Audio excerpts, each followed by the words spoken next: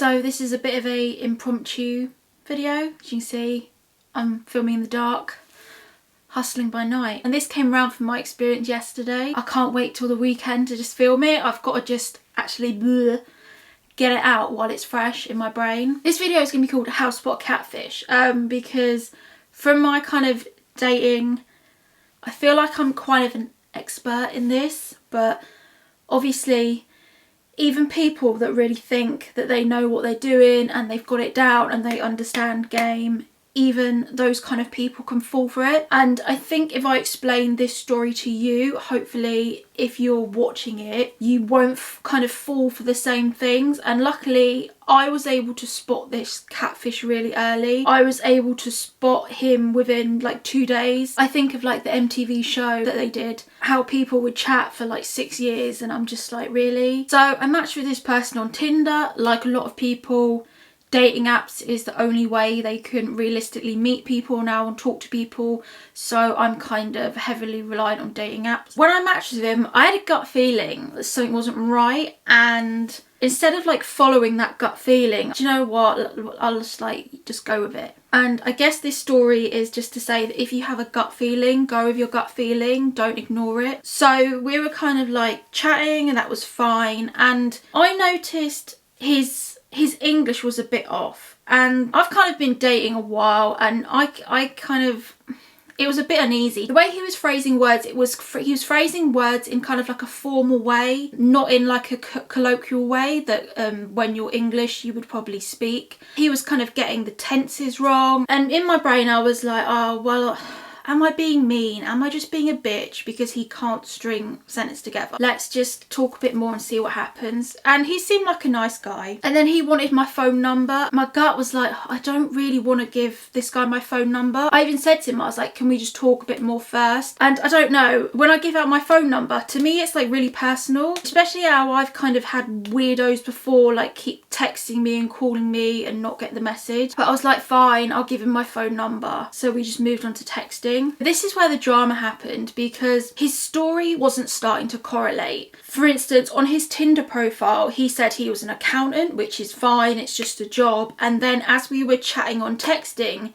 his mask slipped, and he said that he wasn't an accountant, he owned a sales company in medical device sales. And then when he said that, I was like, oh no, I've fallen for a catfish. Like, I could just feel it, you know, that pit in your stomach. He's already exhibiting types of behaviour, like the red flags of he's lying about his job. And in like isolation, I think when someone lies about their job, it's pretty much a big deal, because they're just lying about something of their core character. But then when he was talking, he was just asking me really weird questions off the bat, and he was saying really weird things like, do you invest money? And and at that point I was like, yeah, he's definitely a catfish. Part of me was like a bit bored. I was like, well, I know he's a catfish, let's just see how this goes. And then he said he was like an investor and he was investing Bitcoin.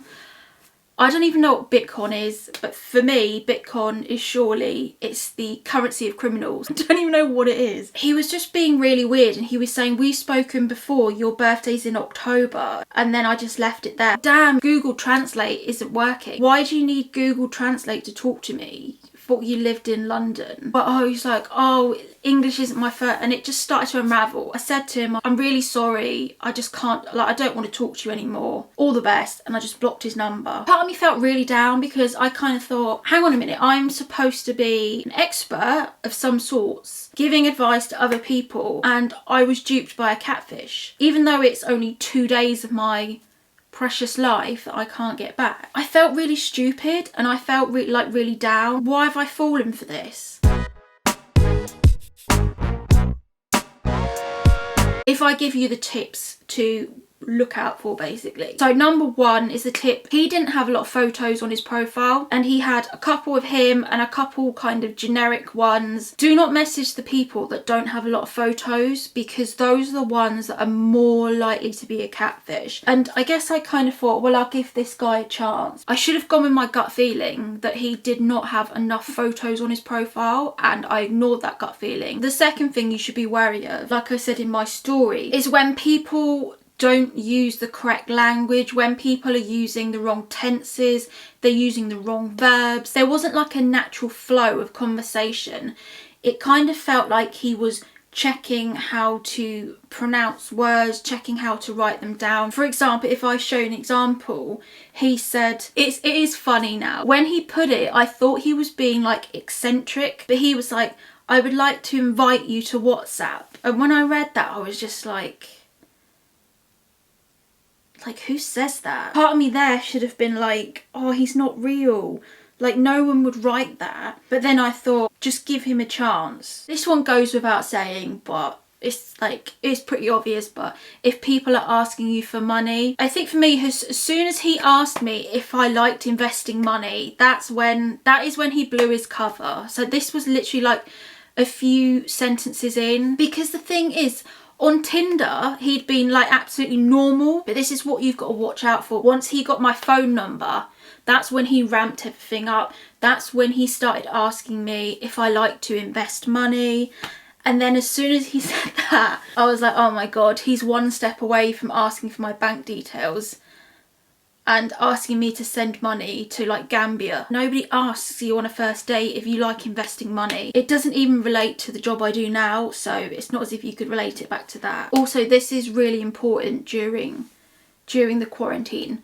People that don't want to cam up. This guy was reluctant. I asked him for some like more photos and he was reluctant to do that when he didn't want to show me photos as well. At this point, I knew he was a catfish and I was amusing myself really just to see how far I could push it. People don't want to cam up. If people don't want to get on FaceTime, get on the phone, this is when you should be running. Even if people are real, you have to think that if people don't want to cam up, they're probably sitting next to their girlfriend. They're probably like texting and their girlfriend's right next to them. That's why they can't cam up, because they're already with someone. Or B, they won't cam up because they're not interested. They're just a time waster. And if you can get someone to FaceTime you, then you know that they are more serious, and then you also know if they're real, and then you also kind of get a feeling of, do you kind of fancy this person? If you feel that someone is fishing for information, I kind of get the feeling as well this person was fishing for my birthday as well. He was like, oh, you're a Scorpio, aren't you? And he was trying to get my birthday as well. It's literally like such a strange thing to happen to me, because it's like, I literally just want to find someone, settle down and have a normal life. In general, just go with your gut. If a guy doesn't have a lot of pictures, that to me is a red flag. Even if he's not a catfish, the less photos a guy has, the more chance of him being married, of him already being in a relationship, because he's not putting himself out there. Do not reply to guys' profiles where they say that they have a top secret job and they cannot possibly be on Tinder because of their job. There is no job out there that is so top secret that you cannot be on Tinder. So please do not fall for any of that BS when men say they can't show their identity. People that hide their identity are married or already have a girlfriend. So that's, if you take anything from this video, just take that. Thanks for watching everyone, and hopefully see you soon.